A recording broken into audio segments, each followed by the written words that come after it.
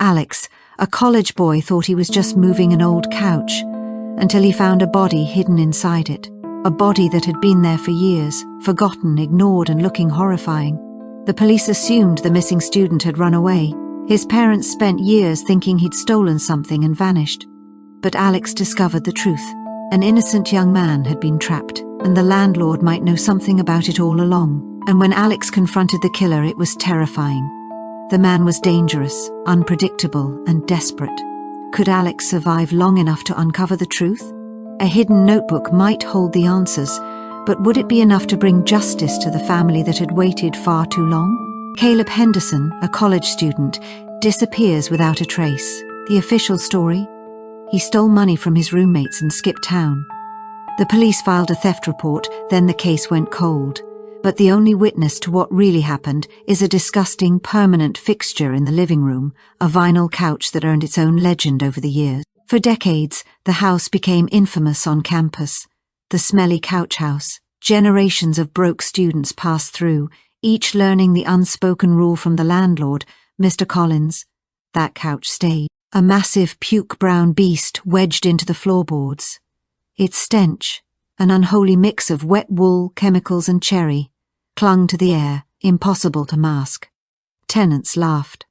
They draped blankets over it. They warned friends. And no one ever looked inside. Then came Alex and Sam, two juniors searching for cheap off-campus rent. Sam was enticed by the discount for a house with a cursed couch. Alex didn't care.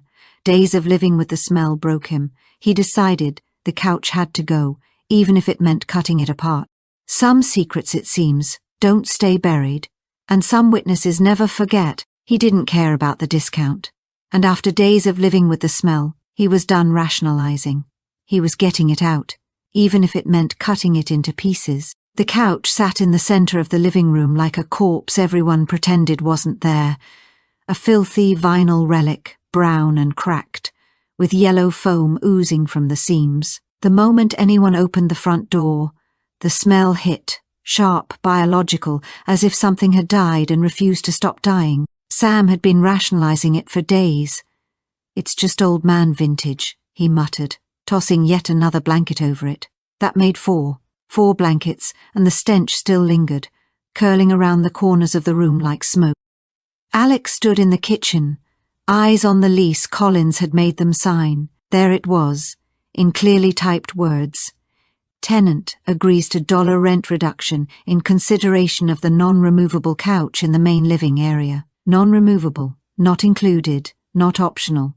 "We're getting rid of it," Alex said firmly, cutting through Sam's hesitation. Sam looked up from his phone. "Dude, the lease says—" "I don't care what the lease says," Alex interrupted. "I'm not spending a year breathing that thing." Sam sighed, knowing Alex was serious. "How do we move it? It's completely wedged in." Alex grabbed a box cutter from the kitchen drawer and a crowbar from the garage. "We're not moving it, we're destroying it." Sam looked at the couch, then at Alex, then back at the couch. "Collins is going to be pissed." "Collins can sue me," Alex replied. "I don't care. Let's do it." They slid the coffee table out of the way. Alex pressed the box cutter against the vinyl. It was tougher than he expected. He sawed back and forth. The stench hit immediately. Sam gagged and stepped back. "Jesus Christ, what is that?" Sam choked. "Just help me," Alex grunted. Sam pressed his shirt over his nose, grabbed the crowbar, and jammed it into the back of the couch. He yanked hard. A wet, ripping sound echoed. A chunk of foam tore free. Dark, dappled in something thick. Alex dug further. His hand hit something solid beneath the foam. He pulled it out. It wasn't water. It had a color neither of them wanted to look at. Alex cut in. His hand brushed against something solid, not foam. He reached in and pulled. It was a wallet. Black leather dappled through with whatever fluid was leaking out of this couch. Alex flipped the wallet open. The plastic was warped, but the ID inside was still visible. A student ID. The photo showed a kid, maybe smiling. The name read Caleb. The year, Alex's voice was low. "Sam, look at this." Sam leaned closer. His face went pale. "Why is there a wallet in the couch?" he whispered. Alex didn't answer. He was pulling back more of the foam. His hands trembled. The stench was suffocating, but he couldn't stop. He peeled back a section of vinyl and foam and froze. A face, not a face anymore. Leather, brown, shrunken. The eyes were gone, but the teeth remained. The mouth hung open, frozen in a scream. Sam screamed, real screaming, stumbling backward into the wall. Oh my God, Alex, what the… Alex dropped the foam. He stepped back, heart racing, trying to process it. A body, a human body, in the couch, the same couch they'd lived with for days. The couch every other student had avoided for years. We need to call the police, Alex said, voice shaking. Sam was hyperventilating. They're going to think we did it. We didn't kill him, Alex said. We've known about this since middle school. They're going to think we knew, Sam insisted, panic in his voice. The body in the couch reveals a dark secret no one expected. What else could be hidden in plain sight? They're going to think we moved in here because we knew. Alex pulled out his phone. His hands shook so badly he could barely dial. The operator answered. He stammered, "There's a body, Apple Street. Please send someone now." The operator kept him on the line, telling him not to touch anything. "Officers are on the way," she said. Alex glanced at Sam, who was sitting on the floor against the wall, staring blankly at the couch. Alex looked down at the wallet in his hand. Caleb Henderson. The couch had been here for years.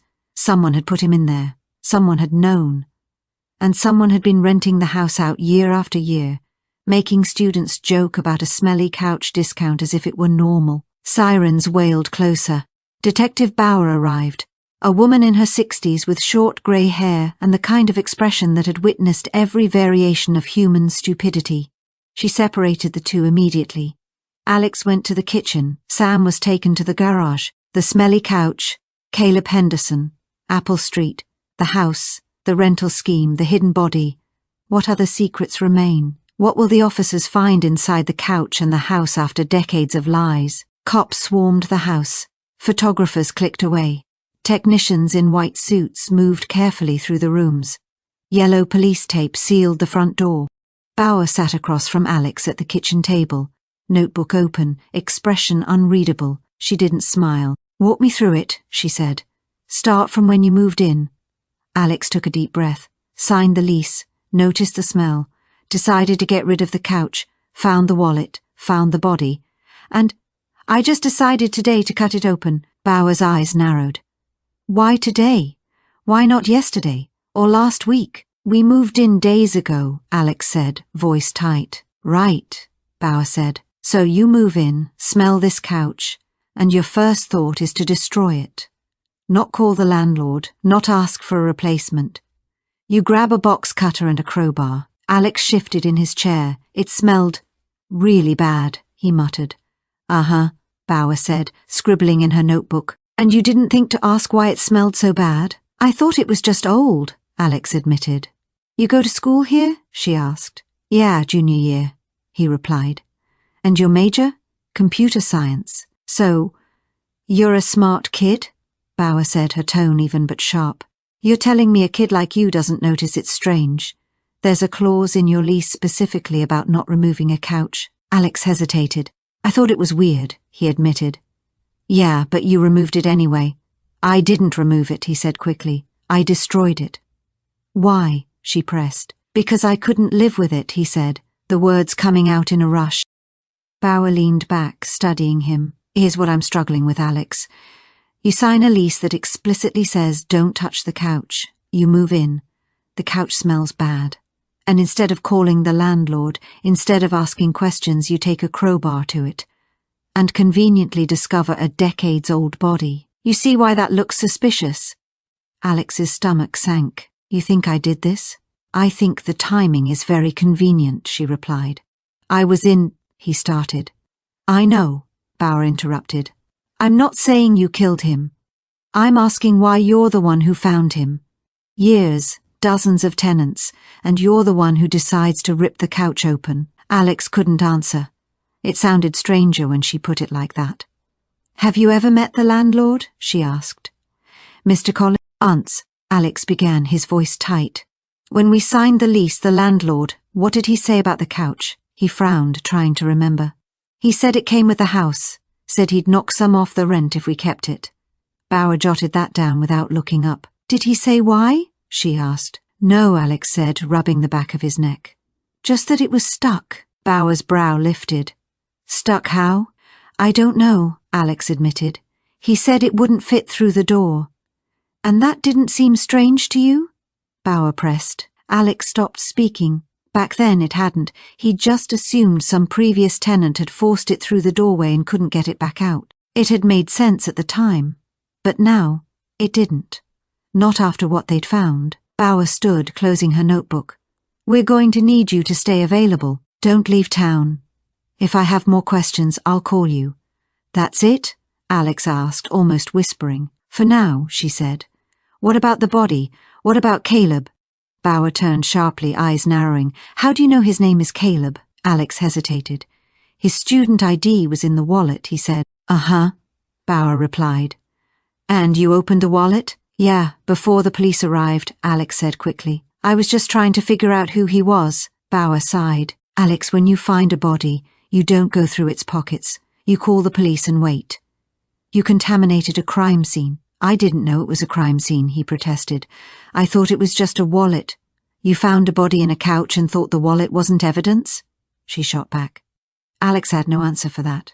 The room fell silent except for the faint hum of the ceiling light. Bauer finally spoke again, her voice lower this time. You said the landlord told you the couch was stuck.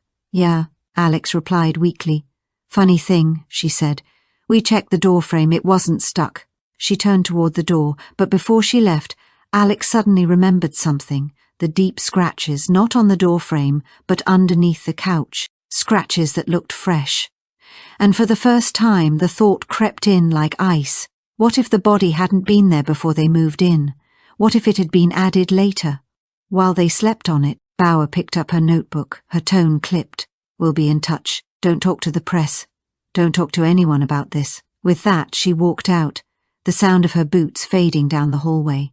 Alex sat alone in the kitchen, his hands trembling slightly on the table. Through the doorway, he could see Sam in the garage, his shoulders hunched, his face pale and tight. It looked like he'd been crying. A uniformed cop was talking to him, and Sam kept shaking his head over and over like he was trying to deny reality itself. Alex turned his gaze toward the living room. The couch, the one that was supposedly stuck, was mostly gone now. They'd cut it apart, bagged the pieces, numbered the floor with yellow calibers, but the smell was still there, heavy, lingering, impossible to wash away. Alex had found a body, and now the police were treating him like a suspect. And somewhere out there, whoever had put Caleb inside that couch was watching the news, waiting, hoping this whole thing would quietly disappear. They weren't allowed back in the house.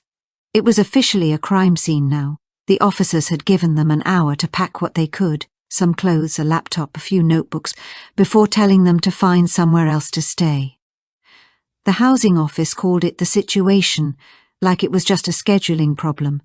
Until it was resolved, they said, there would be no reassignment. So they ended up at a motel off Route 9, the kind of place that rented by the week and didn't ask questions. 2 narrow beds, a flickering TV that didn't work, a bathroom door with a lock that stuck. Just like the couch had been stuck. The word looped in Alex's mind again and again, until it almost sounded like a warning he hadn't understood. Sam lay on his bed, staring blankly at the ceiling. I'm transferring, he said suddenly. Sam, Alex started, his voice low. I'm serious, Sam cut in. I'm calling my parents tomorrow. I'm transferring. I can't do this anymore. We didn't do anything wrong, Alex said, trying to convince him, or maybe himself. Sam sat up slowly, his eyes hollow. Alex, we found a dead body in our couch. The room went quiet, except for the faint buzz of the broken TV. Alex looked toward the window, his mind racing, the smell of the couch still clinging to his clothes. And for the first time, he wondered if the landlord had really meant it when he said the couch came with the house. Or if the house had come with the couch. The police think we're involved. My parents are going to lose it. Alex tried to sound convincing. They don't think we're involved, Sam shot back. They're just doing their job. That detective thinks we did something. You heard her. She thinks we knew. She's covering all bases. We'll be fine. You don't know that, Alex said, his voice tight. He didn't know that. Later he lay on his bed staring at the ceiling. The water stain above him twisted into a face. He closed his eyes, but all he could see was Caleb's leathery, brown, screaming face. He grabbed his laptop. He needed to know who Caleb was. He needed to know what happened. He typed Caleb's name and their school into Google. The first result was a police report from October. He clicked it. Warrant issued for student in theft case. Caleb, last name redacted, a junior at the university, was wanted by campus police for theft. The report said Caleb allegedly stolen from his Apple Street residence. Alex scrolled through the campus police bulletin, his pulse quickening as the words blurred together. Roommates reported the theft on November 1st. Caleb has not been seen since October 21st. Anyone with information is asked to contact campus police. He read it again, and once more. Each time the meaning sank deeper. Caleb hadn't vanished. He hadn't been kidnapped or gone missing. He was a fugitive, wanted for theft. Alex's stomach turned cold. The amount listed, $2,400, caught his eye. That was the exact rent for their house. And the address? Apple Street, their house. Alex sat upright, his voice breaking. Sam, look at this. Sam didn't move from his bed. I don't care. Caleb was wanted for stealing $2,400, Alex pressed. That's the rent. Someone reported him for stealing the rent. Sam groaned. So what if he didn't steal it, Alex said, his mind racing now. What if someone killed him? And then reported the theft to cover it up? Sam finally looked at him, his expression tired and hollow. Alex, stop, just stop, let the police figure it out. The police think we did something, Alex snapped. They're not looking for anyone else. Sam rubbed his face. That's not our problem. Yes, it is, Alex said, standing now. We found him. We're the ones who opened the couch. If they don't find who did this, we're the ones who look guilty. Sam sighed and stood up. I'm going to bed. Don't wake me up with this conspiracy stuff. He walked into the bathroom and shut the door, the weak motel light flickering as the lock clicked, a small, sharp sound that made Alex's chest tighten. He sat back down, staring at the police notice on his phone, the numbers, the names, the address looping in his head like a warning. The rent, the house, the couch, stuck, the landlord had said. Alex's eyes drifted toward the dark window. Out there somewhere, someone knew exactly what had happened to Caleb, someone who had made sure the rent was paid, the house was clean, and the couch was occupied. And as Alex listened to the bathroom faucet start to drip, slow and steady, he realized the smell, that faint sour odor from the couch, had followed them here. Alex heard the shower running. Sam was trying to wash the night off him. Alex turned back to his laptop. He opened the lease file he'd saved when they signed it, page after page of the usual junk. Rent due on the 1st, no smoking, no pets. Then he saw it again. Tenant agrees to a rent reduction in consideration of the non-removable couch in the main living area. Tenant acknowledges that the couch cannot be removed due to structural limitations and agrees not to attempt removal. Structural limitations. That was the excuse. But Alex had seen the doorway. It wasn't that narrow. You could tilt it, take the legs off, get it through. Unless someone didn't want it to be removed. Unless the entire clause was there to make sure it stayed. He scrolled down to the bottom. The owner's name, Mr. Collins. And same ethit, a phone number. Alex stared at it. His stomach twisted. He knew he should leave this alone, let the cops handle it, wait for Bauer to call. But Bauer already thought he was hiding something. His finger hovered over the number. Maybe Collins could clear it up. Maybe he'd tell him it was just an old misunderstanding, a prank that got out of hand. But deep down, Alex already knew the truth. People don't bury secrets in furniture by accident. That one strange rule about the couch didn't sound like a joke anymore. And if Bauer thought he was guilty, then the real person who did this was getting away with it. Alex picked up his phone and dialed the number from the lease. It rang 3 times before a man answered. His voice was flat, tired, almost bored. Hello, Mr. Collins? Alex asked. Yes. Who's this? It's Alex. One of your tenants at Apple Street. There was a short pause. Alex, right, Collins said. I heard about what happened. The police called me. Terrible situation. Yeah, Alex said quietly. It's pretty crazy. I'm sure you boys are shaken up, Collins said. If you need anything, Actually, Alex interrupted, I wanted to ask you something. Did you know about the couch? Another pause. Longer this time. No. What about it? That there was a body in it? Of course not, Collins replied immediately. I'm as shocked as you are. I've been renting that house for years. I had no idea. His tone never changed. Still calm. Still tired. Like Alex had just called about a leaking sink. Right. Alex muttered. Okay. I just wanted to check. If the police need anything else, I'm happy to cooperate, Collins said. Terrible thing. No one deserves that. Alex ended the call but didn't move. The line went dead, but Collins's voice lingered in his head, steady, practiced, wrong. He didn't sound surprised. The same man who wrote non-removable couch in the lease had just claimed he knew nothing about it. Alex couldn't shake the feeling that Collins wasn't telling him everything. Alex ended the call and stared at his phone. His hands were still shaking. Sam came out of the bathroom, towel around his shoulders. Who are you talking to? He asked. Collins, Alex replied. Why? Sam's tone sharpened, already nervous. I wanted to see how he'd react, Alex said quietly. And? Sam asked. He wasn't surprised, Alex answered. That was the part that wouldn't leave his head. He didn't sleep that night. He lay on his bed, eyes open, replaying the call again and again. Collins hadn't sounded shocked or scared or even curious.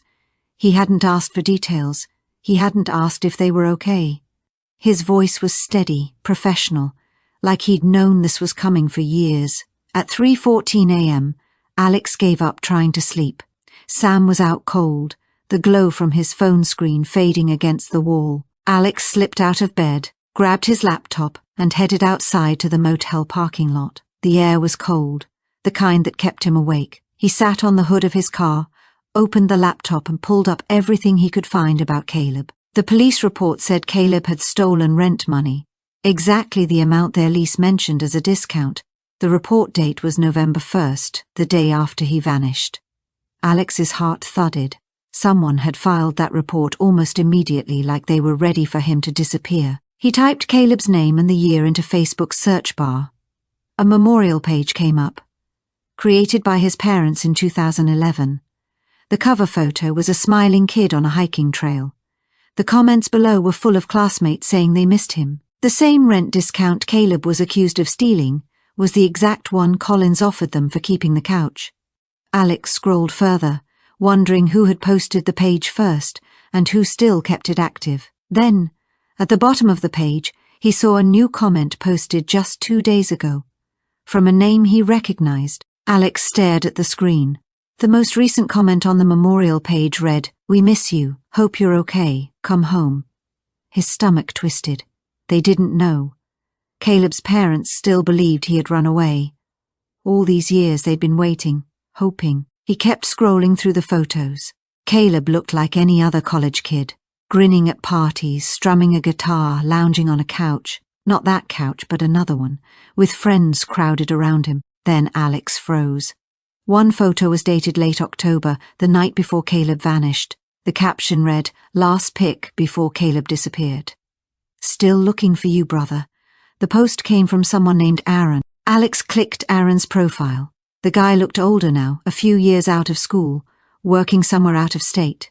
Alex hesitated, then started typing. "Hi, my name is Alex. I'm a student at the same school Caleb went to. I found something, and I think it might be related to him. Can we talk?" He didn't expect an answer. Not at that hour. But seconds later his phone buzzed. A new message appeared. "What did you find?" Alex's fingers hovered over the keyboard. His instincts screamed to stop. This wasn't smart. He should let the police deal with it. But then he remembered what Bauer had said. That he was being watched. That someone thought he was involved. He took a breath, looked around the empty parking lot and started typing anyway. Bauer wasn't searching for the truth. She just wanted to wrap the case up quickly. Alex hesitated, then finally typed, "I found Caleb. He's been in the house the whole time." A few seconds later, the typing bubbles appeared, disappeared, then came back. "Are you serious, Alex?" Aaron asked. "Yes," Alex replied. "The police are investigating, but I need to understand what happened. Did Caleb have any issues with the landlord?" "Who, Collins?" Aaron wrote back. Yeah, Caleb couldn't stand him. The house was falling apart, and Collins never fixed anything. There was a leak in the bathroom for months. Caleb was the only one who kept pushing him to fix it. Alex asked, "Did they argue?" "All the time," Aaron said. Caleb even kept a notebook. He wrote down everything wrong with the place. He said he was going to report Collins to the city. Alex's heart started to race. "Do you still have that notebook?" he asked. There was a pause. Then Aaron replied, "No, the police had taken all of Caleb's belongings when he disappeared and eventually returned them to his parents. Why?" Alex stared at the screen, his mind racing. The notebook. If Caleb had been tracking Collins's violations, if he'd been planning to report him, that was motive. That was why Collins had killed him. Alex typed quickly, "Thanks. This helps." Then he shut the laptop and headed back to the motel room. Sam was awake, packing his bag. "What are you doing?" Alex asked. "I'm leaving," Sam said. "My parents are picking me up in an hour. I'm going home." "Sam, you can't leave. The police," Alex began. "They said don't leave town," Sam interrupted. "My parents' house is 10 minutes away. That's not leaving town." "What about school?" Alex asked. "I'll figure it out," Sam said. "I can't stay here. I can't do this." Alex wanted to argue, but he didn't. Sam was right. This wasn't his problem. He just wanted a cheap place to live. He hadn't signed up for this. "Okay, I get it," Alex said. Sam stopped packing and looked at him. "What are you going to do?" Alex hesitated, glancing at the laptop still open on the desk. The screen still showed Aaron's last messages, the notebook, the notes about the house. Somewhere out there, Collins was watching, waiting. And the couch still had secrets. I don't know. "Figure it out," Alex said. "Alex, you need to let the police handle this," Sam pleaded. "You're not a detective. You're going to get yourself in trouble." "I'm already in trouble," Alex admitted. "Bauer thinks I did something. If I don't figure this out, I'm the one who's going to get blamed." Sam zipped up his bag. "Then get a lawyer. Don't go playing Batman." "I can't afford a lawyer," Alex muttered. "Then call your parents." "They don't have money either," Sam sighed. "Just be careful." "Okay, don't do anything stupid." "I won't," Alex promised. Sam left. Alex was alone in the motel room, sitting on the bed, staring at his phone. He needed that notebook. If Caleb had been documenting Collins's violations, that was proof, evidence of motive. Something he could take to Bauer. But the notebook was with Caleb's parents, and Alex didn't even know who they were. He returned to the memorial page. A post from Caleb's mother, years old, stared back at him. "It's been years since Caleb disappeared. We still don't know what happened. If anyone has information, please contact us." There was a phone number. Alex stared at it. His hand trembled. This was insane. Could he really call Caleb's parents? Could he risk making everything worse? The screen glowed in the dark motel room, and somewhere in the house he had just left. The secrets of that cursed couch were still waiting. What was he even going to say? "Hi, I'm the guy who found your son's body in a couch. Can I look through his stuff?" The words sounded absurd in his head, but he had no choice. Bauer wouldn't believe him without evidence, and Collins wouldn't confess unless Alex could show a motive. Taking a deep breath, he dialed the number. A woman answered. "Hello?" "Hi," Alex said, his voice shaky. "My name is Alex. I'm a student at the school your son attended. I need to talk to you about Caleb." Hours later, Caleb's parents arrived at the motel. Alex had given them the address, and they said they'd come straight away. He spent the waiting hours pacing, second-guessing himself, wondering if this was a huge mistake. Then there was a knock at the door. Alex opened it. Caleb's parents stood there, both in their 60s. His mother was small, with grey hair and red, tired eyes. His father was tall and thin, looking as if he hadn't slept in years. They clung to each other as if letting go would make everything real. "Alex?" Caleb's mother asked. "Yeah. Come in, please." They sat carefully on Sam's bed while Alex remained on his. For a long moment, no one spoke. Finally, Caleb's mother broke the silence. "The police called us yesterday," his mother said, her voice trembling. "They said they found remains in a house on Apple Street and thought it might be Caleb." Alex swallowed. "I'm the one who found him." She covered her mouth, shaking, while his father put an arm around her. "Can you tell us what happened?" he asked. Alex explained everything, The couch, the smell, the decision to cut it open, finding the wallet, finding Caleb. His mother wept quietly for what felt like hours. He was there the whole time, just minutes away. We drove past that street dozens of times looking for him, she said. I'm so sorry, Alex said again. I can't imagine what you're going through. His father wiped his eyes. The police said he was wanted for theft, that he stole money and ran away. We never believed that, his mother whispered. Caleb wasn't a thief. I don't think he was, Alex said. I think someone set him up. They both stared at him. Who? His father asked. The landlord, Alex said. Mr. Collins. I think Caleb was killed during an argument about rent or repairs, and Collins reported the theft to make it look like Caleb ran away. His father leaned forward, eyes narrowing. Do the police know this? Alex asked. I tried to tell them, but they don't believe me. They think I'm making it up. Why would they think that? His mother asked. Because I'm the one who found him. They think I'm involved somehow.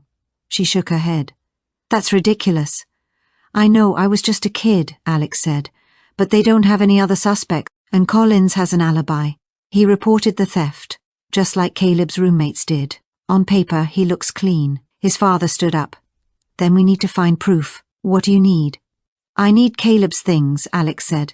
One of his friends told me he kept a notebook he was documenting problems with the house. If I can find that notebook, it might show why Collins killed him. His mother glanced at his father. The box, she said. What box? Alex asked. The police gave us a box of Caleb's belongings from his room, she explained. We never opened it. Alex's heart raced. Do you still have it? It's in our garage, his father said. We couldn't throw it away, but we couldn't look at it either. Can I see it? Alex asked. She nodded.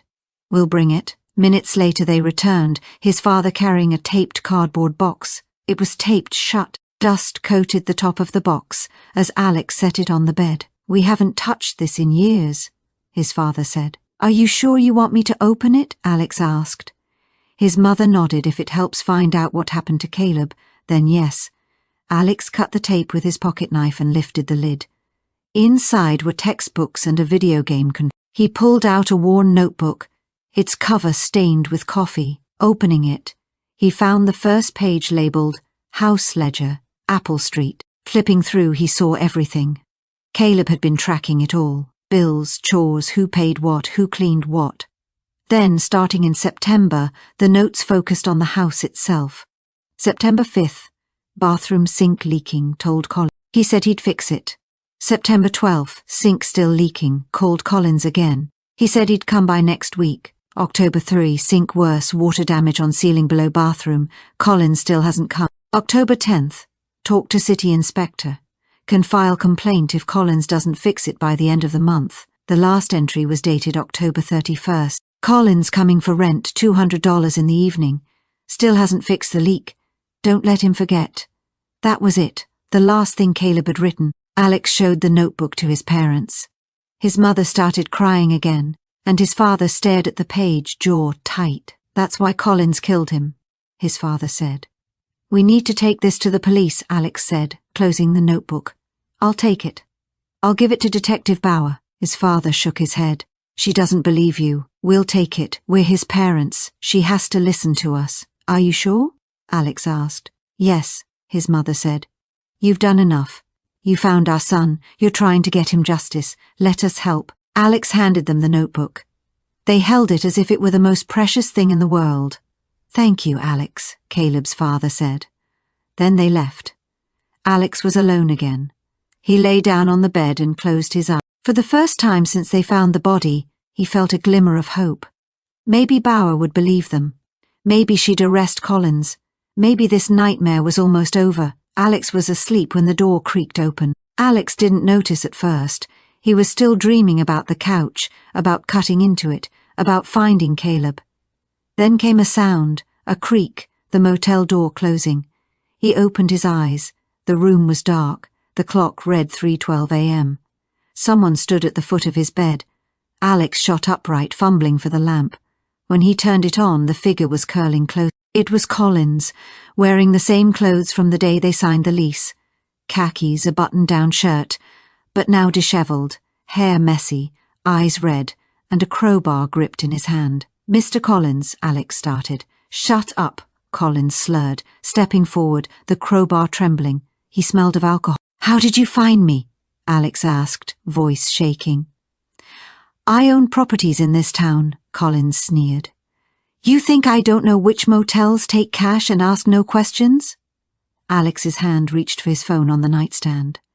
Don't, Collins barked, raising the crowbar. Put your hands where I can see them, Collins barked. Alex raised his hands, his chest hammering.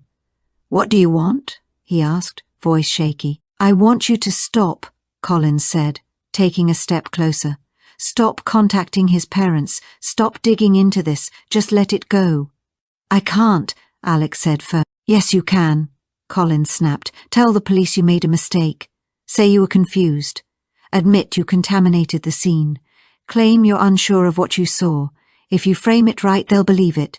You're smart. You'll figure it out. Alex's eyes darted to the door. 6 feet away, Collins stood blocking it, crowbar in hand, 4 feet long. Any sudden move and Alex wouldn't make it. Why did you kill him? Alex demanded. Collins's expression twisted with guilt. I didn't mean to. It was an accident, he muttered. Alex pressed, refusing to back down. What happened? Collins's voice rose, frantic. It was the leak, the bathroom. He was going to report me to the city. I promised I'd fix it. I just needed time. But he wouldn't stop. He kept pushing, saying if I didn't fix it by the end of the month, he'd file a complaint. Alex's voice dropped, incredulous. So you killed him over a bathroom leak? It wasn't just the leak, Collins snapped. He was going to ruin me. I had 8 other properties with violations. If the city investigated, I'd lose everything. My income, my houses, everything I'd built. So you pushed him? Alex asked, voice tight. I didn't mean to push him that hard, Collins muttered. He fell, hit his head on the kitchen counter. There was so much blood. I panicked. And the couch? Alex's voice dropped. I didn't know what else to do, Collins admitted, trembling. I couldn't leave him there. I couldn't call the police. I thought I could move him later, dump him, burn the evidence, but I couldn't even get the couch through the door. It was stuck. Then his roommates came back. I told them Caleb had stolen the rent, filed a police report. Everyone believed me. The house stayed rented. Alex clenched his fists. So that's why the couch stayed all these years? Exactly, Collins said, stepping closer. The crowbar in his hands was inches from Alex's face. You should have taken the discount, left it alone. That's all you had to do. Alex's heart pounded as he stared at the crowbar. Everything he thought he knew about the house, the body, the missing money, it all snapped together. And now there was no turning back. They were shaking. Drunk, scared, desperate. This wasn't a man who'd planned anything, he was improvising. Collins, put the crowbar down, Alex said, forcing his voice to stay calm. We can figure this out. There's nothing to figure out, Collins snarled. You're going to recant. You're going to tell the police you were wrong. I can't do that. Yes, you can. Or I'll do to you what I did to him. Alex's phone sat on the nightstand. The screen was dark, but he remembered the call. He'd left Detective Bauer a voicemail about the notebook, told her Caleb's parents were bringing it in. The call showed in his recent calls. If he could reach the phone, call her, keep Collins talking long enough, maybe she'd pick up. Okay, I'll do it, Alex lied. I'll recount. Just put the crowbar down. Collins eased the bar a fraction. You're lying. I'm not, Alex said. I swear, I'll tell them I made a mistake. I contaminated the scene. Whatever you want. I don't believe you, Collins said. Alex swallowed. Then what do you want me to do? He asked. Collins raised the crowbar again. I want you to disappear. Collins swung. Alex rolled off the bed just in time. The crowbar smashed the mattress where his head had been moments before. Foam burst from the impact. Heart pounding, Alex scrambled for the nightstand and grabbed his phone. He didn't even unlock it, just pressed the side button and hit emergency call. Collins yanked the crowbar free. You stupid kid should have kept your mouth shut, he shouted, swinging again. Alex ducked. The crowbar smashed into the lamp, sending glass raining down. Darkness filled the room except for the bathroom light. Crawling toward the door, Alex held his phone, listening to it ring. A voice answered. Detective Bauer? Alex yelled. This is Alex. I'm at the Pinecrest Motel. Collins is here. He's trying to kill me. Collins grabbed his ankle, pulling him back. Alex kicked, his foot hitting Collins's face. The landlord released him. Alex scrambled to his feet and ran for the door. Behind him he could hear Collins's heavy breathing, the whoosh of the crowbar cutting through the air. Alex yanked on the door handle. But it wouldn't budge. It was locked. He fumbled with the deadbolt as the crowbar smashed against the door next to his head, splintering the wood. With a final twist, the bolt gave way. He swung the door open, only to be stopped by the chain. He had forgotten it. Collins grabbed his shoulder and spun him around, face to face, reeking of whiskey, sweat, and raw panic. "It was an accident," he shouted. "I didn't mean to push him. I shouldn't have threatened him." Alex raised his phone between them, the screen casting light in the dark room. The call was still connected, the operator talking, but the words were drowned out by the hammering of his heart. "You killed him over a bathroom leak?" Alex demanded. Collins's voice rose, trembling with anger and fear. "It wasn't just a leak. That kid was going to ruin me. Everything I've built. My properties, my life. He was going to destroy it because he couldn't wait a few weeks for a repair. So, you put him in a couch and rented out the house for years?" Alex asked, his voice trembling. "I didn't have a choice," Collins wailed. "What was I supposed to do, turn myself in, go to prison? I have a family, I have a life." "Caleb had a life too," Alex said sharply. For a moment, Collins looked like he might break down and cry, but then his face hardened. He raised the crowbar again. "I'm sorry," he said, his voice low. "I really am, but I can't go to prison." Suddenly, the door burst inward. The chain snapped from the wall, and Detective Bauer stormed in with 2 uniformed officers, guns drawn. "Drop the weapon!" Bauer shouted.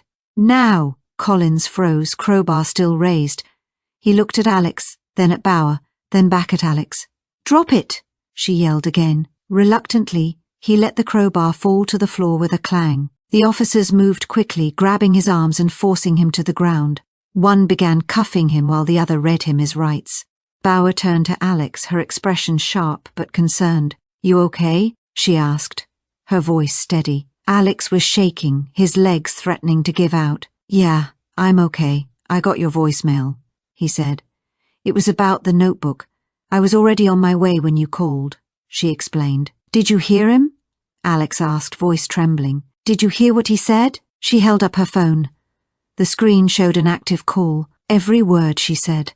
"I kept the line open when dispatch patched me through." Alex's eyes went to Collins, still on the ground, face pressed against the motel carpet. He wasn't struggling, he was just lying there. Bauer approached him. "Mr. Collins, you're under arrest for the murder of Caleb last name and the attempted murder of Alex last name. You have the right to remain silent," she said firmly. Alex stopped listening. He slid down the wall until he was sitting on the floor, phone still in hand, the call still connected. He hung up. One of the officers helped Collins to his feet and they walked him out. He didn't look at Alex, only at the ground. Bauer knelt beside him, her gaze steady and reassuring. "You did good, kid," she said. "Stupid, but good." "I didn't know what else to do," Alex whispered. "You almost got yourself killed," she said. "I know, but you got him," Alex admitted. "You got a full confession on tape. He's going away for life." Alex nodded, too drained to speak. The adrenaline was fading, his body aching everywhere. Bauer stood and held out her hand. "Come on, let's get you checked out. Paramedics are outside." She helped him to his feet, and they walked through the motel, past flashing police lights and onlookers peeking from other rooms. Caleb's parents were waiting by one of the patrol cars. When they saw Alex, they ran over. His mother hugged him tightly, tears streaming down her face. Thank you so much," she sobbed. Alex hugged her back. "I'm sorry it took so long." The paramedics examined him. Bruised ribs, a few cuts on his hands from broken glass, but nothing serious. They offered to take him to the hospital, but he refused. He just wanted this nightmare to be over. Detective Bauer drove him to the police station, explaining he needed to give a formal statement. It would take a few hours, she said.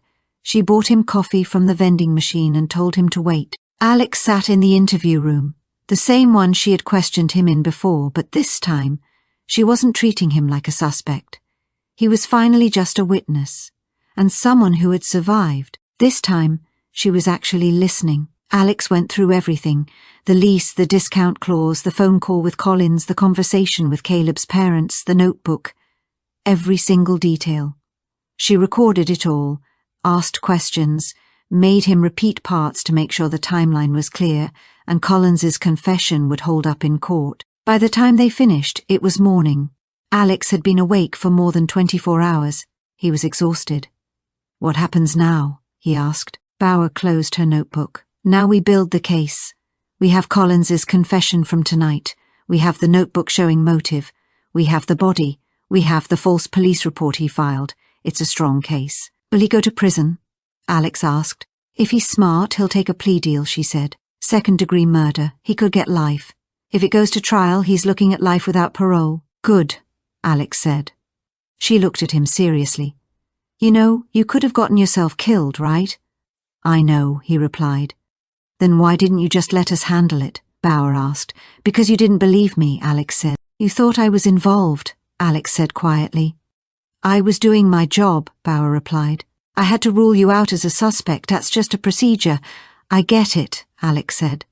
"But Caleb's parents spent years believing their son was a thief who ran away.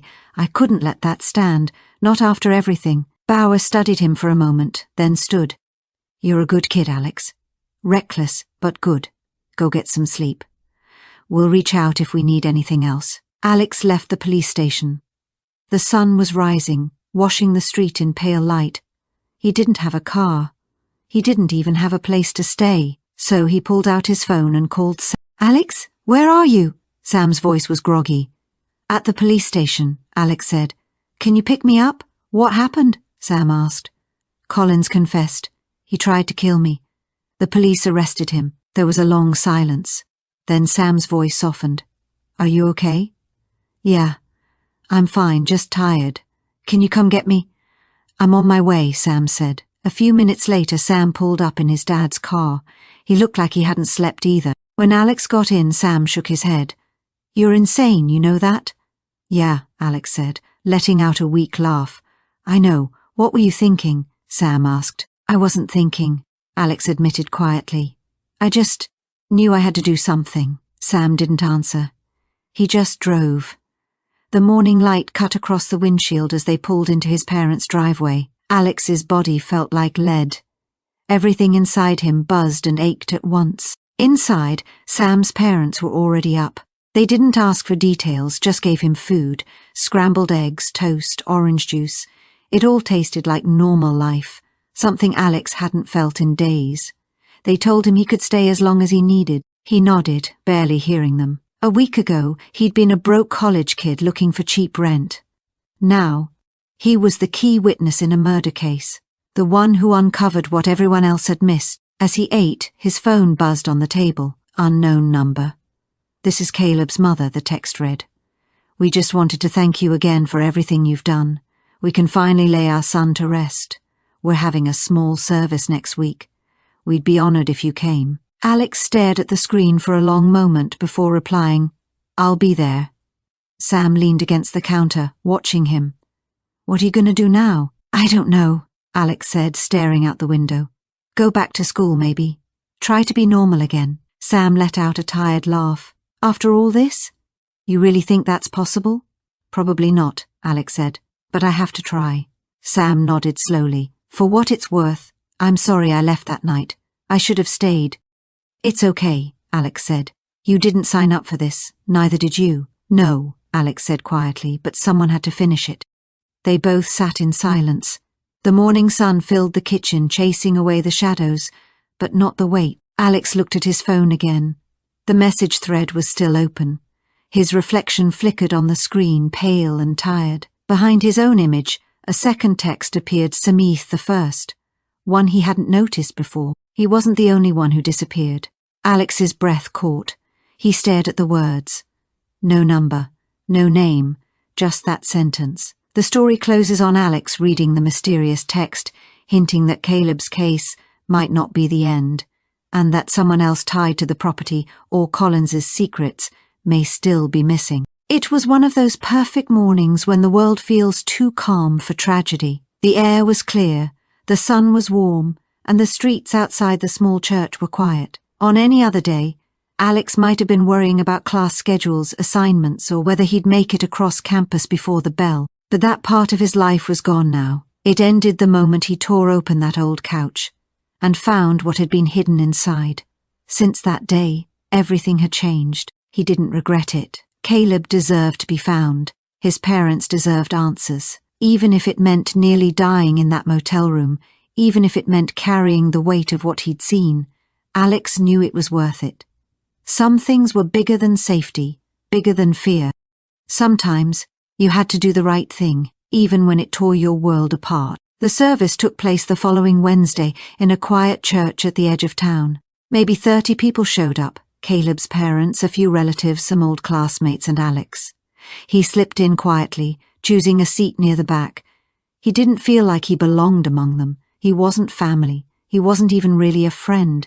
He was just the one who uncovered the truth. But when Caleb's mother saw him, she stood from the front pew, walked over, and hugged him tightly. Her voice trembled when she said, "You should sit up front, with us." Alex tried to refuse. He said the back was fine, but she wouldn't hear it. So he followed her down the aisle and sat in the third row, surrounded by people who'd lost someone they loved, realizing for the first time how heavy the silence of justice could feel. Alex glancing toward the back of the church, noticing someone watching him from the doorway, a face he doesn't recognize, but one that doesn't look away. A quiet unease sets in. Caleb's parents sat just a few feet in front of him, their hands locked together, trembling. Beside the casket stood an easel with a framed photo of Caleb, smiling, alive, frozen in a time Alex could only imagine. He couldn't stop staring. Caleb looked about his age. That hit harder than he expected. The pastor spoke softly about who Caleb had been, a kid who loved music, who fixed other people's problems before his own, who carried a notebook everywhere because he didn't want to forget anything. Alex felt that last part like a quiet echo. That same notebook had almost cost him his life. Then Caleb's mother walked to the front with a letter in her hands. Her voice shook as she read. She spoke about his first steps, his first bike, the day he left for college. Then her voice broke when she reached the years of silence, the years when she didn't know where her son was, when hope and grief became the same thing. Caleb's father took the paper gently from her trembling hands and finished the letter for her. By the time he said the last word, most of the room was in tears. When the service ended, people lined up to leave flowers by the casket. Some whispered goodbyes, others touched the photo like they could bring him back. Alex stayed where he was, frozen in the third row. He didn't move, he didn't know what to say or do, he didn't have stories or memories. Just one haunting image he'd never forget, Caleb's face, still and silent, trapped in that couch. He looked down at his hands. They were shaking again. The same way they had when Collins raised the crowbar, the same way they had when he'd pressed that emergency call. Then a shadow fell over him. Caleb's father was standing there, eyes red but steady. He rested a hand on Alex's shoulder. "You gave us our son back," he said quietly. "I don't know how to thank you for that." Alex tried to speak but couldn't. He just... "Alex, can we talk for a minute?" Caleb's father asked softly. Alex followed him out. "I wanted to tell you this in person," Caleb's father said after a pause. "The police wrapped up their investigation. It's all confirmed. Collins confessed. The notebook sealed it. They're offering him a plea deal. Life in prison." Alex looked up. "Is he taking it?" "His lawyer says yes," Caleb's father replied. "He doesn't want to risk a trial. He knows what'll happen if he does." Alex nodded slowly. "Good." Caleb's father exhaled, his breath fogging in the cold air. "They also cleared Caleb's name," he said quietly. "The theft charge is being erased. Officially, he's no longer a runaway or a suspect. He's recognized as what he truly was, a victim." Alex didn't say anything. His throat felt tight. "That's because of you," Caleb's father continued, his voice trembling now. "You didn't owe us anything. You didn't even know him. But you cared enough to look when no one else did. You gave us something we thought we'd lost forever. You gave us the truth." Alex swallowed hard. "I'm sorry it took so long." Caleb's father shook his head. "Don't be. None of this was your fault. The blame belongs to Collins. and to everyone who looked the other way when they shouldn't have. You're the only one who did what was right. He paused, studying Alex. You did what even the police couldn't do. You brought light to where someone thought they'd buried darkness forever. As Alex looked out at the frozen trees, a thought crossed his mind. If one secret could stay hidden for years inside a couch, how many others were still waiting to be found? Caleb's father pulled Alex into a hug, a long, silent embrace that said everything words couldn't. When they finally stepped back inside, most of the crowd had gone. Caleb's mother was speaking quietly with the pastor. When she saw Alex, she smiled faintly and motioned for him to come closer. Alex, she said softly, reaching into her purse, I want you to have this. It was Caleb's notebook, the black one, edges frayed, a faint coffee stain across the cover. I can't take this, Alex said, shaking his head. It's evidence. The police made copies, she explained. They said we could keep the original. And I think Caleb would want you to have it. Why me? He asked quietly. She smiled through tears. Because you're like him. You don't look away when something's wrong. You try to make it right even when it costs you. That's what Caleb did. It's what made him who he was. Alex hesitated, then took the notebook. It felt heavier now, not from weight but from meaning. Thank you, he murmured. No, she said gently. Thank you. When they left, Alex stayed behind. The church was quiet now, just the hum of the heater and the echo of footsteps fading away. He sat down in one of the pews, opened the notebook and turned to the final page. October 1st, the last thing Caleb ever wrote. Alex pulled a pen from his pocket. Beneath the final entry, he added, November 10th, justice served. Rest in peace, Caleb. He closed the notebook and let out a long breath. Then he walked outside. Sam was waiting in the parking lot, leaning against his car. How'd it go? He asked. It was sad, Alex said, but good. His parents finally have peace. Sam nodded. So, what now? Alex looked out toward the distant hills. Now we find a new place to live, he said, and we try to forget about that couch. Sam gave a small, tired laugh. You think we can? Alex smiled faintly. Probably not, but we can try. They drove back to Sam's parents' house in silence. The school had agreed to let them terminate their lease without penalty and promised them a new apartment for the spring semester. A different building, a different neighborhood, a clean start. No history, no smell, no reminders of what had happened. Alex tried to look forward to ordinary things again. Classes, homework, deciding what to eat for dinner. He wanted to go back to being just another student, not the guy who'd found a body, not the guy who'd nearly been killed. But deep down he knew normal was gone. People recognized him now.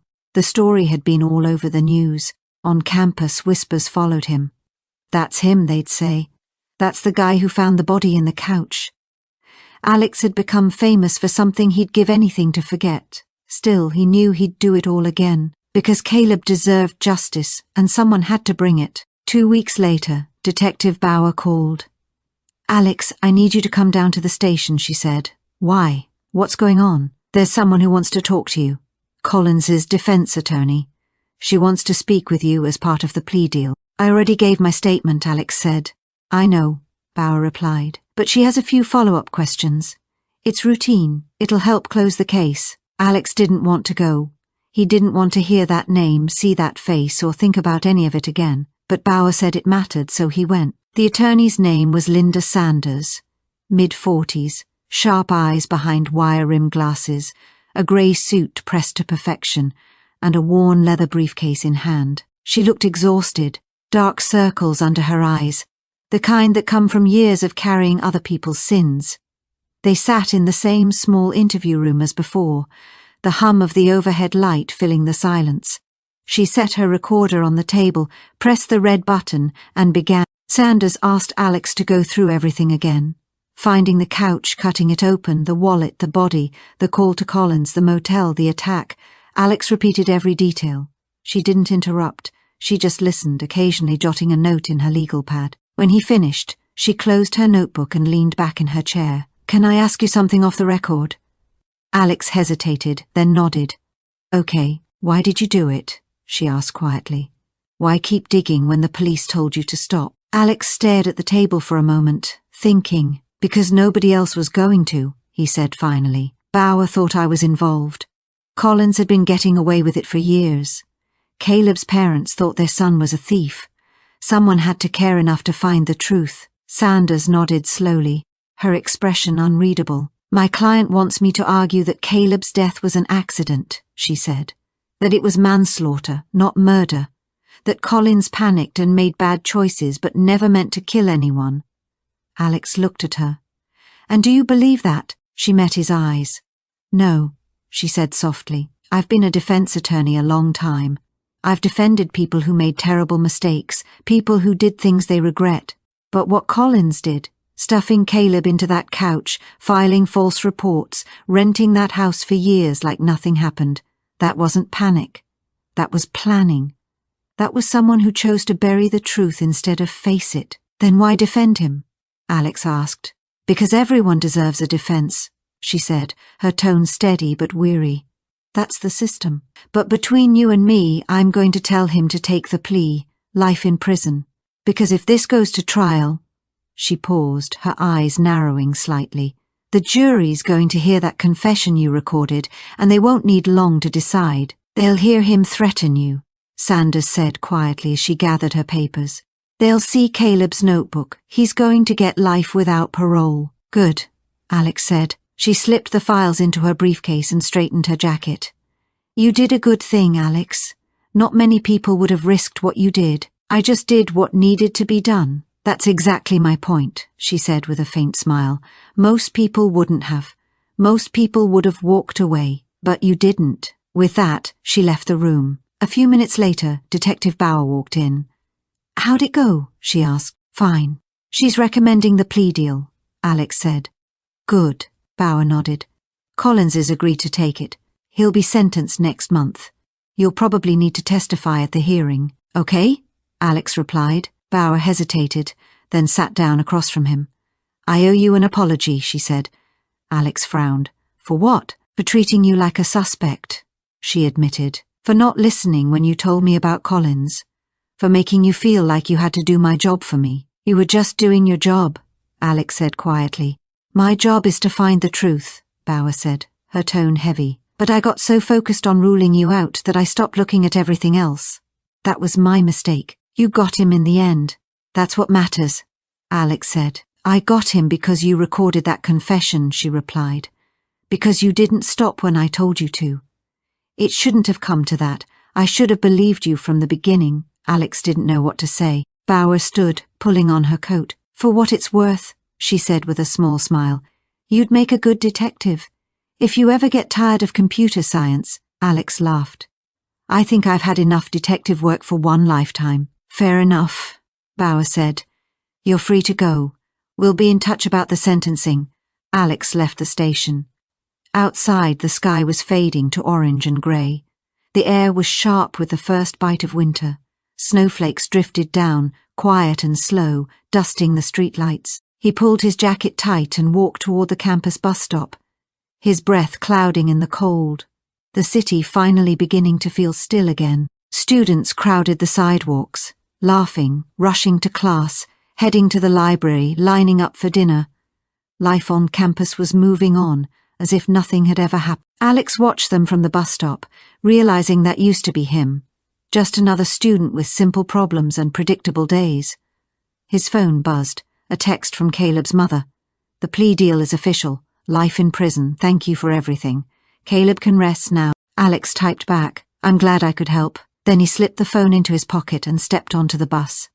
His new dorm room was small, plain and perfectly ordinary.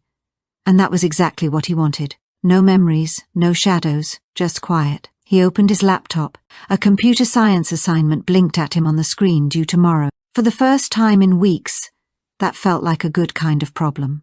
He smiled faintly and began to type. For the first time since it all began, Alex felt like himself again. Not the guy who found a body, not the one who exposed a killer, just a student trying to get through another semester, and that, for now, was enough. A month later, in December, Alex sat beside Caleb's parents in a small, cold courtroom. The air smelled faintly of old wood and coffee. Reporters whispered from the back rows. At the defense table sat Collins, flanked by his attorney, Linda Sanders. His face pale, eyes sunken, the weight of his choices finally visible. She stepped forward, clutching a tissue. Her voice trembled at first, then steadied. "We lost our son," she said. "For years we didn't know the truth. We thought he had run away, that he had stolen from us. But Alex, he found him. He gave us the answers we desperately needed. He gave Caleb back to us in a way, and for that we are forever grateful." Her husband joined her side, placing a hand on her shoulder. "We want justice for our son," he said. "We want the truth acknowledged, and we want to ensure this never happens to another family. Alex did more than anyone could have. He did what we could not." The courtroom was silent. Collins shifted in his seat but said nothing.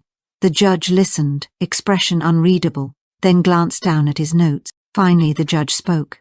"Thank you, Mr. Alex, and thank you, Mr. and Mrs. last name. The court acknowledges your statements."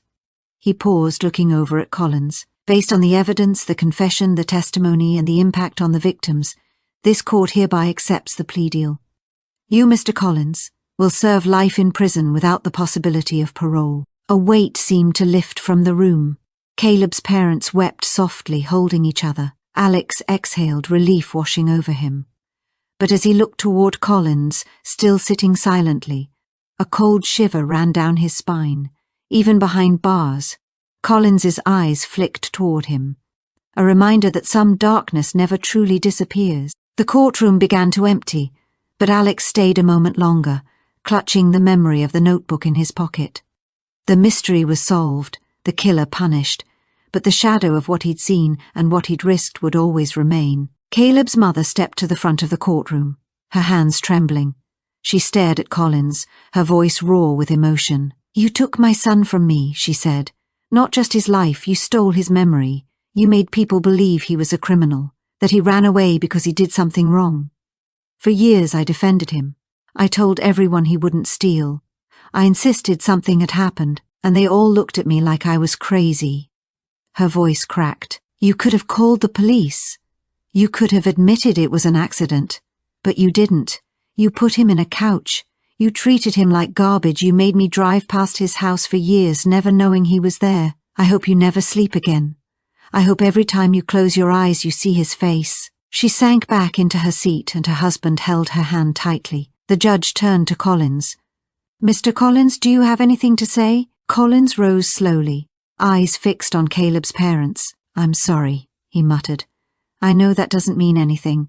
I can't undo what I did, but I think about Caleb every day." Caleb's father snapped to his feet, voice shaking with fury. "Don't you dare say his name," he shouted. The judge banged his gavel. "Order!" The father sat down, but his gaze never left Collins. The judge opened a folder and read aloud. "Mr. Collins, you have pleaded guilty to second-degree murder and attempted murder. While you have shown remorse, your actions after Caleb's death reveal a pattern of deception and calculation that cannot be ignored. This court sentences you to life with the possibility of parole in 30 years. Collins closed his eyes. Sanders placed a hand on his shoulder. The judge banged the gavel again. "Court is adjourned." Guards stepped forward, cuffed Collins, and led him out through a side door. He didn't look back. Alex watched silently, the weight of everything, the couch, the investigation, the attack, the confession, finally settling over him. In less than an hour, it was over. Justice worked quietly, efficiently, almost anticlimactically. Caleb's parents rose from their seats, and Alex stood with them. Together they left the courtroom. Outside, reporters swarmed, shouting questions at Alex and the family. He didn't answer, he just kept walking. Caleb's mother paused at their car and pulled him into a hug. "You gave us closure," she said, her voice trembling. "That's a gift we can never repay." "You don't have to repay anything," Alex said. "I'm just glad I could help." "What will you do now?" she asked. "Go back to school," he replied. "Try to have a normal life." She smiled. "You deserve that." They drove off, leaving Alex alone in the falling snow. His phone buzzed. It was Sam. "How'd it go?" Alex texted back, "To life." "It's over. Good." "Pizza tonight?" Sam replied. "Yeah." "Pizza sounds good," Alex texted. He slipped his phone into his pocket and started walking back to campus. The courthouse shrank behind him until it disappeared around the corner. He thought about Caleb, about the notebook tucked away in his desk drawer, about the last entry, October 1st, Colin's coming for rent, chin in the evening, still hasn't fixed leak, don't let him forget. Caleb had tried to hold someone accountable, that's what got him killed, but in the end he was right, someone had finally been held accountable. Alex pulled his jacket tighter against the biting wind and walked faster, the weight of the past weeks pressing on him, but with a small spark of peace that maybe, finally, justice had been served. He was finally ready to settle in. Spring semester started in January. Alex and Sam moved into new housing, a standard dorm room in a different building. No off-campus houses, no leases, no landlords. Just a small room with 2 beds, 2 desks, and a window overlooking the quad. It was perfect. Alex buried himself in his studies. Computer science, algorithms, data structures. He spent hours in the library, attended office hours, tried to keep to a normal student routine. But everywhere he went, dining hall, computer lab, even at parties, people recognized him. Whispers followed him. Point. Some approached, asking questions. Are you the guy who found the body? Did you really almost get killed? What was it like finding him in the couch? Alex learned to give short, controlled answers. Yes, terrible. And then he excused himself. Sam, on the other hand, leaned into it, telling the story with flair and even humour. So there we are, he'd start, Alex cuts into the couch, and bam, he finds a wallet. Alex didn't mind. If Sam wanted to share it, fine. It kept him out of the spotlight. One February afternoon, Alex was buried in a textbook at the library when someone sat across from him. A girl from his algorithms class. Hey, you're Alex, right? She asked. Yeah, he replied cautiously. I'm Chloe. We're in the same algorithm section. I know, Alex admitted. I know people probably ask you about this a lot, but what you did was really brave. Alex closed his laptop. I just did what I had to do, he said quietly. No, she countered. Most people would have just called the police and left it at that. You kept investigating when you were told not to. You put yourself in danger. That's not normal. Yeah, I guess, Alex muttered. I'm working on an article for the student paper, she continued. It's about how cold cases get solved. Would you be willing to talk to me? Alex hesitated. He had turned down every interview request. News outlets, podcasts, even YouTube channels. He didn't want to be remembered as the guy who found the body in the couch. But Chloe seemed genuine. Maybe if he told the story properly once, people would stop pestering him. Brrr. All right, he said finally. But on some conditions, which are no photos of me, no information about Sam, and nothing that exploits Caleb's memory. This story isn't about me. It's about showing the truth about Caleb, not the lies Colin spread. Chloe nodded. The next day, they met at a quiet coffee shop off campus. Chloe recorded everything on her phone. Alex recounted the whole ordeal, finding the couch, discovering the body, the investigation, the attack and the trial. She asked sharp, careful questions, never sensationalizing, focusing instead on the systemic failures that had let Collins hide his crimes for so long. I'd like to invite you to speak to my class about your experience, the email read. I think my students could really benefit from hearing how ordinary people can hold the system accountable when it fails. Alex stared at the message, stunned. A law school wanted him to speak about accountability, about fighting a system that had failed. He thought of Caleb, the black notebook, the years Caleb's parents had spent not knowing the truth. He typed back, I'd be honored.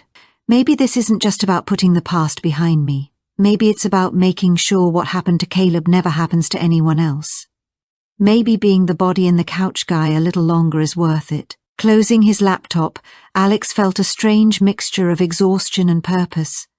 Homework still waited, algorithms, data structures, the usual student workload, but now he had something more, a reason that mattered. March arrived, and Alex took the train to the city. The law school impressed him with its Gothic buildings and old architecture. Students in suits and carrying briefcases bustled around, and Alex felt completely out of place in his jeans and hoodie. At the entrance, Professor Angela Wong greeted him, sharp-eyed, confident in her mid-40s. Alex, thank you for coming, she said warmly. My students are really excited to meet you. Alex shrugged nervously. I'm not sure what I can tell them that they don't already know. You'd be surprised, she said with a small smile. Most of my students have lived their whole lives in classrooms. They've studied the theory, read case law, but they've never met someone who actually faced a system failure and did something about it. They've studied case law, but they've never met someone who actually experienced a systemic failure and took action to correct it, Professor Chen said. She led Alex to a classroom where students were seated in tiered rows. As he entered, all eyes turned toward him. This is Alex, she announced. Last semester, he uncovered a decades-old murder. When the police initially dismissed his concerns, he took it upon himself to investigate, and his persistence led to the killer's conviction. Alex, the floor is yours. Alex stepped to the front. The law students watched him expectantly. He began to recount everything, finding the couch, discovering the body, facing police skepticism, conducting his own investigation, confronting Collins and ultimately securing the conviction. When he finished, hands shot up. A student in the front row spoke first. Why didn't you get a lawyer? If the police suspected you, wouldn't that have been the smart move? I couldn't afford one, Alex admitted. I'm just a college student working part-time at the library. I was barely making rent, Alex admitted. Another student spoke up. But couldn't you have gotten a public defender? Public defenders are for people who've actually been charged with a crime, Alex explained. I wasn't charged. I was just a person of interest. There's no free legal help for that. Professor Chen nodded. That's an important distinction. Alex, can you explain why you felt you had to investigate on your own, even with the risks? Alex paused, thinking. Because nobody else was going to. The police already had their narrative. Caleb was a thief who ran away. They closed the case years ago. When I found him, their first instinct wasn't to figure out who killed him.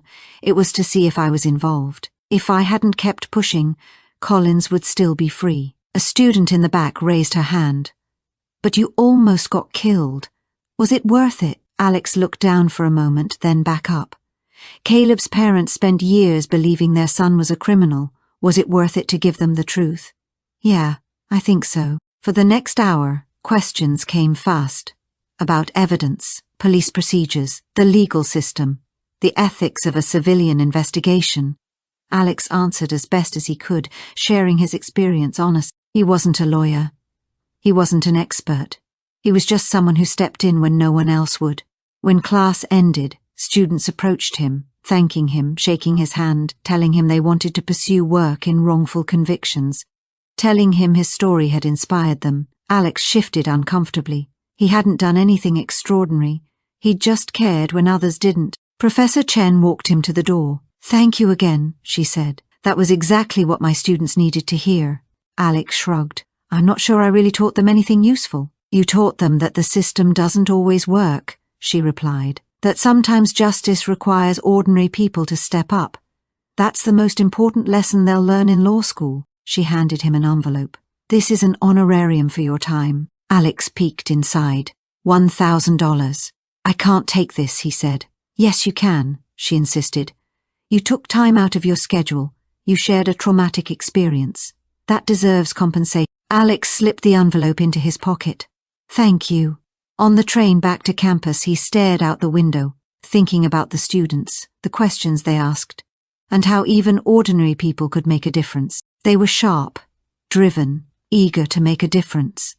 Some of them probably would, becoming public defenders, working on innocent projects, standing up for those who couldn't fight for themselves. Maybe Caleb's story would inspire real change. Back on campus that evening, Alex headed to the dining hall.